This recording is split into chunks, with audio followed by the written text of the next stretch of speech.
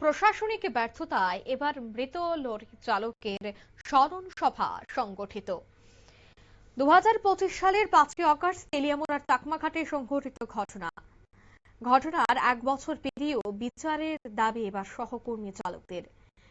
আজ থেকে ঠিক 1 বছর আগেই 2025 সালের 5ই আগস্ট তেলিয়ামুড়ার চাকমাঘাট এলাকায় দুর্ঘটনাগ্রস্ত লরির ভেতরে দীর্ঘ সময় আটকে থেকে বাঁচার আকুতি জানিয়েও শেষ পর্যন্ত প্রাণ হারিয়েছিলেন তরুণ লরি চালক মিহির দেবনাথ। অভিযোগ যে সময় মতো উদ্ধার অভিযান পরিচালনা করতে না পারা এবং প্রশাসনিক গাফিলতির কারণেই অকালে ঝরে যায় একটি তরতাজা প্রাণ। সেই মর্মান্তিক ঘটনার পর রাজ্য জুড়ে তীব্র ক্ষোভের সৃষ্টি হয়। তৎকালীন সময়ে এই ঘটনাকে কেন্দ্র করে মুখ্যমন্ত্রীর দফতর থেকে তদন্ত কমিটি পর্যন্ত গঠন করা হয়। তদন্ত স্বরূপ তৎকালীন মহকুমা শাসক পরিমল মজুমদারকে চাকরি থেকে বরখাস্ত করা হয় এবং জেলা শাসককে সকোচ নোটিশ দেওয়া হয়। কিন্তু অভিযোগ এই ঘটনার সঙ্গে যুক্ত বলে অভিযুক্ত তৎকালীন মহকুমা দুর্যোগ মোকাবেলা বিভাগের আধিকারিক অমিত রায় চৌধুরীর বিরুদ্ধে আজও কোনো দৃশ্যমান প্রশাসনিক ব্যবস্থা নেওয়া হয়নি। বর্তমানে এই ব্যক্তি বহাল তবিয়তে রয়েছে। ফলে প্রশ্ন উঠছে, তদন্ত কি শুধুই আংশিক দায় নির্ধারণেই সীমাবদ্ধ ছিল?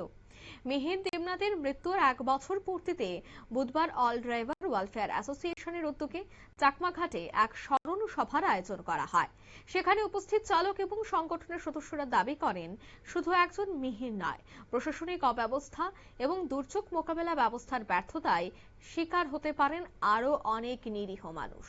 যদি এখনই জবাবদিহি নিশ্চিত না করা হয়, অভিযোগকারীদের বক্তব্য প্রতি বছর সরকারি কোষাগারে লক্ষ লক্ষ টাকা ব্যয় করে এই দুর্যোগ মোকাবেলা মহড়া, প্রশিক্ষণ এবং সচেতনতামূলক কর্মসূচির আয়োজন করা হলেও বাস্তব পরিস্থিতির সেই ব্যবস্থার কার্যকারিতা বারবার প্রশ্নের মুখে পড়েছে।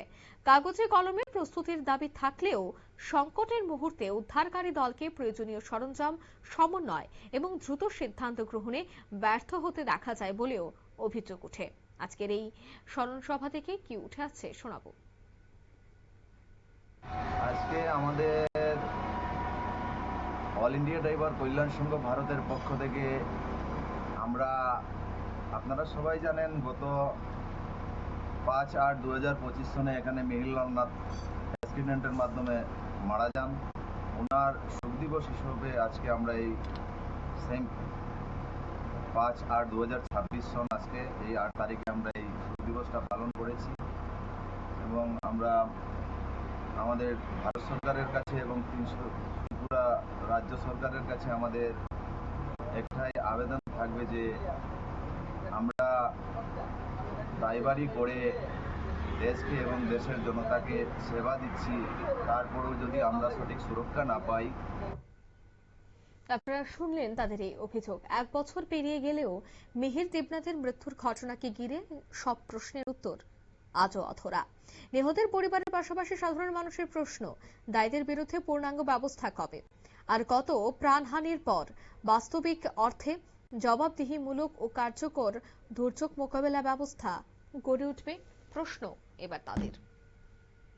নিয়ে নিচ্ছি ছোট্ট একটি বিজ্ঞাপন বিরতি, সঙ্গে থাকুন।